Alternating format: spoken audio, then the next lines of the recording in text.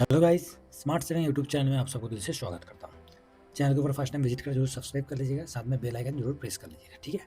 और Telegram channel का link आपको वीडियो का डिस्क्रिप्शन में मिल जाएगा, चाहते हो आप उसको सब्सक्राइब ज्वाइन कर सकते हो, ठीक है? बिल्कुल फ्री ऑफ कॉस्ट है।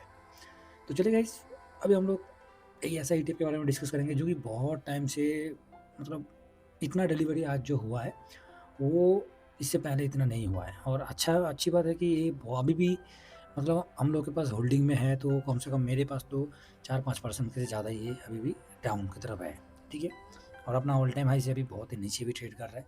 तो पहले उसका इंडेक्स को देख लेते हैं कि हम कौन-सा ईटीएफ के बारे में बात करने वाले हैं और कौन-सा इंडेक्स के बारे में बात करेंगे। तो गाइस, ये जो ईटीएफ है, ये स्ट्रैटेजी इंडेक्स में शामिल है। कौन-सा इंडेक्स में? स्ट्रैटेजी इंडेक्स में। तो मेरा पोर्टफोलियो में अभी 2.88% डाउन है अभी, ठीक है? मेरा पोर्टफोलियो में जो ये पोज़ीशन है, टू टू पॉइंट 2.88% मेरा अभी भी पोर्टफोलियो में डाउन है और बहुत टाइम से मेरा खरीदारी किया था मैंने 28.79 का मेरा पोजीशन है, ठीक है? और अभी चल रहा है कितना? अभी ये चल रहा है 27.96, ठीक है? तो मेरा पोजीशन किस जगह पर है आपको समझ में आ गया और मेरा जो पोजीशन अभी नेगेटिव है 2.88%। तो आप जाके इस लेवल से लेके इसी लेवल तक देख लीजिए, स्केल से आपको दिखाई देगा कितना नेगेटिव हो सकता है, ठीक है? तो कौन सा इंडेक्स को बात कर रहे हैं हम लोग? हम लोग बात कर रहे हैं निफ्टी अल्फा लो वोलेटिलिटी 30, जो कि स्ट्रैटेजी इंडेक्स में शामिल है, ठीक है? ये इस इंडेक्स का नाम है, जो कि अल्फा के साथ लो वोलेटिलिटी जिसमें है, उसमें 30 कंपनी को ये कवर कर रहा है, ठीक है? और हम लोग इसी इंडेक्स को अभी बात करने वाले हैं और कौन सा ईटीएफ से बात करेंगे वो भी हम लोग नीचे डिस्कस करेंगे, आगे जाके वीडियो में डिस्कस करेंगे। तो वीडियो को पूरा एंड तक देखने के लिए कोशिश कीजिएगा, ठीक है? तो पहले हम लोग इसका सेक्टर आपको दिखा देता हूँ, ठीक है? तो सेक्टर वाइज़ हम लोग जैसे ही आगे बढ़ रहे हैं, तो सेक्टर में हमें फर्स्ट सेक्टर इसमें दिखाई दे रहा है, जो कि फाइनेंस, ठीक है? फर्स्ट में आता है फाइनेंस, उसके बाद आया है आईटी, उसके बाद एफएमसीजी, हेल्थ केयर है, ऑटो है, कंस्ट्रक्शन हो गया, केमिकल हो गया, टेलीकम्युनिकेशन और टेक्सटाइल, ठीक है? टोटल मिला के हमें इस जगह पर 9 सेक्टर इस जगह पर हमें दिखाई दे रहा है। सबसे ज़्यादा वेटेज 32.38% का वेटेज लेके चल रहा है फाइनेंस, उसके बाद हेल्थ केयर चल रहा है 21.4, ये एनएससी का साइड में, ठीक है? ये एनएससी का साइड में। कहीं दूसरा साइड में जाओगे तो आपको हेल्थ केयर को दिखा जाएगा टॉप पे वेटेज लेके चल रहा है, उसके बाद फाइनेंस आ रहा है, मैं दिखाऊँगा, वो भी दिखाऊँगा।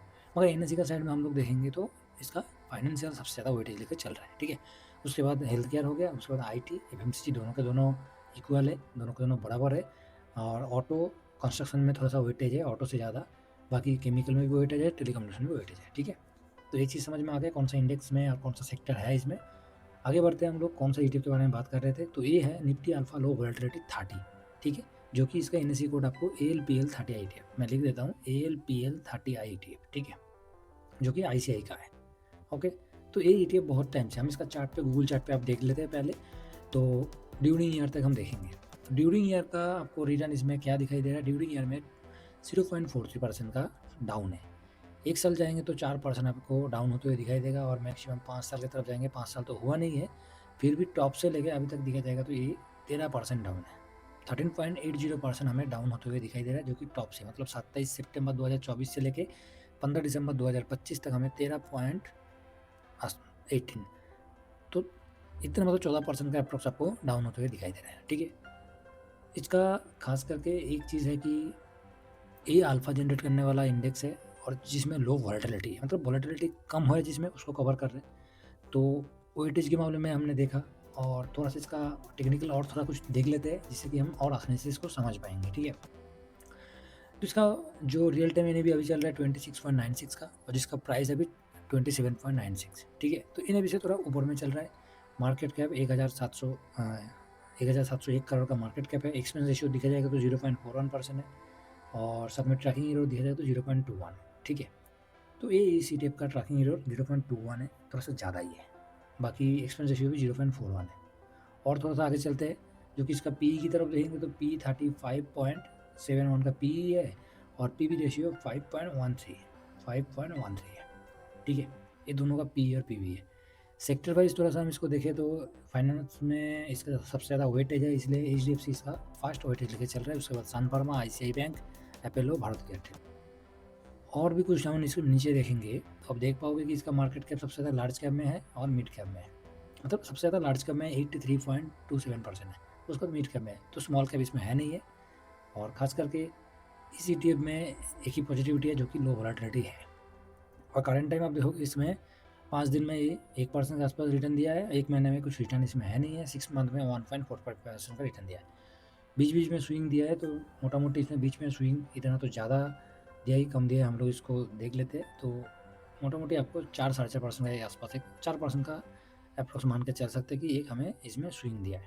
तो हम लोग इसको ज़्यादा स्विंग के लिए तो ट्रेड नहीं करते इसमें। इसमें हम लोगों ने एक टाइम इन्वेस्ट किए थे, उसके बाद इसमें इन्वेस्ट करना छोड़ दिया। तो अच्छा ईटीएफ है, ऐसे नहीं कि बहुत ही ख़राब है, अच्छा है। फिर भी हम लोग नॉर्मल एक स्विंग मतलब क्या है, एक होता है कि फास्ट स्विंग होता है जो कि 2 से लेके ज़्यादा से ज़्यादा कितना 2 से 3% का एक हम स्विंग लेके चलते।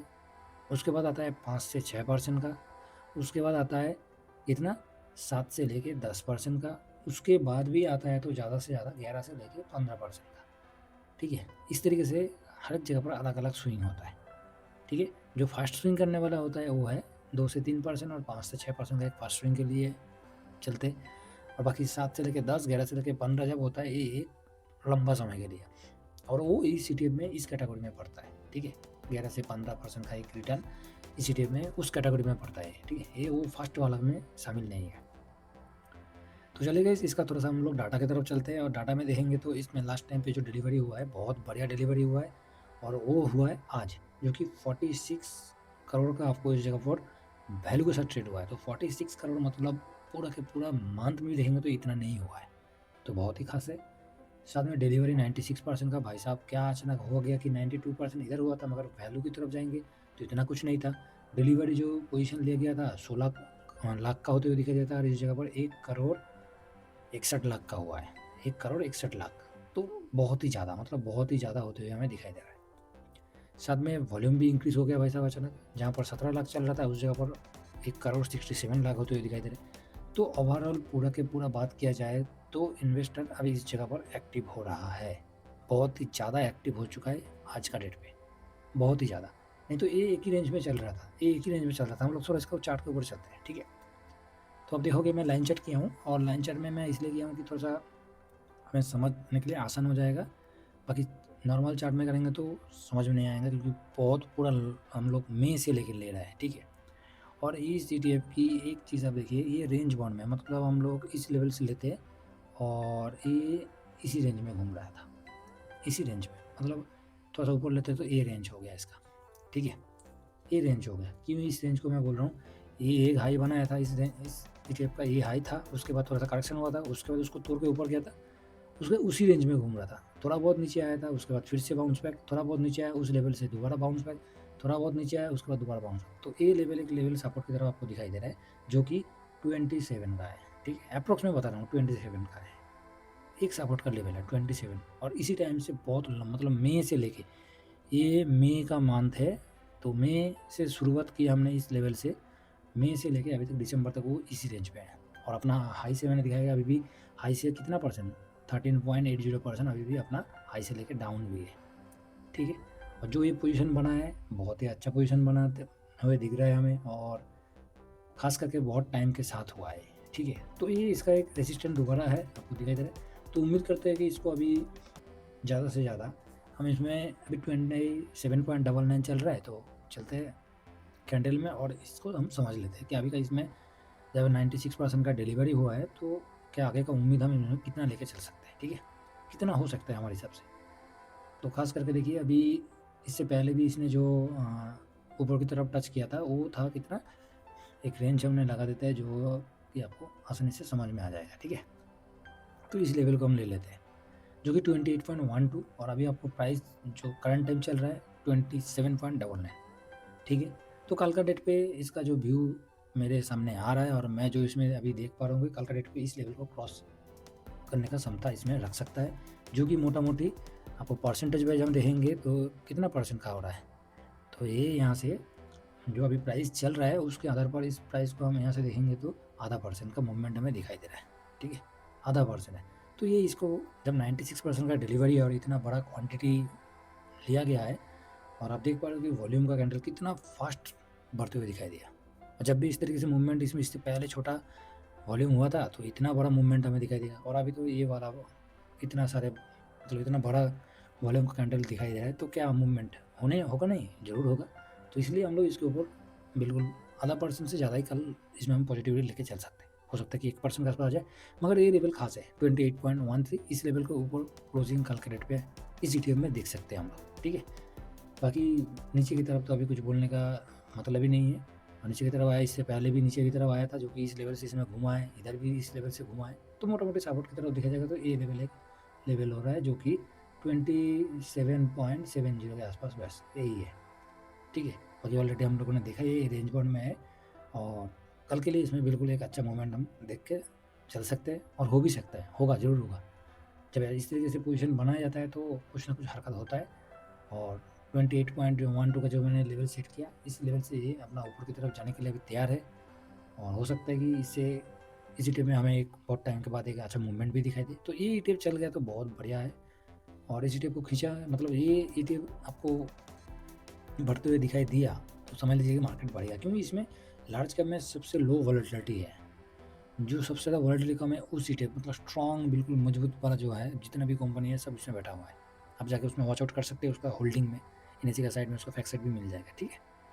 तो चलिए गाइस, इस ETF के बारे में आपको समझ में आ गया कि इस ETF में क्या पोजीशन है था, अभी किस तरीके से इसमें ट्रेड हो रहा था, कितना टाइम तक इसमें साइडवेज था, और अभी का क्या मूवमेंट इसमें हमें दिखाई दे रहा है, ठीक है। बिल्कुल पॉजिटिव है ये भी। चलिए, वीडियो पसंद आए जरूर लाइक कर दीजिएगा, और ज़रूर हम लोगों का फीडबैक कमेंट सेक्शन में ज़रूर कमेंट कीजिए, ठीक है। मैं हर एक वीडियो में बोलता रहता हूँ, फिर भी आप लोगों का मन किया तो कमेंट कीजिएगा, नहीं किया तो अलग बात है, ठीक है। बाकी हम लोग ओवरऑल ड्यूटी मार्केट में जो कुछ भी डिस्कस करते हैं वो टेलीग्राम चैनल के ऊपर डिस्कस करते हैं। आप लोगों के लिए ही चैनल है, बिल्कुल फ्री है, जिससे कि हम लोग ड्यूटी मार्केट में हर एक मूवमेंट को हम समझ के आगे बढ़ सकते हैं, ठीक है। चलिए, इस नेक्स्ट वीडियो में मिलते हैं। Thank you very much. जय हिंद, जय भारत।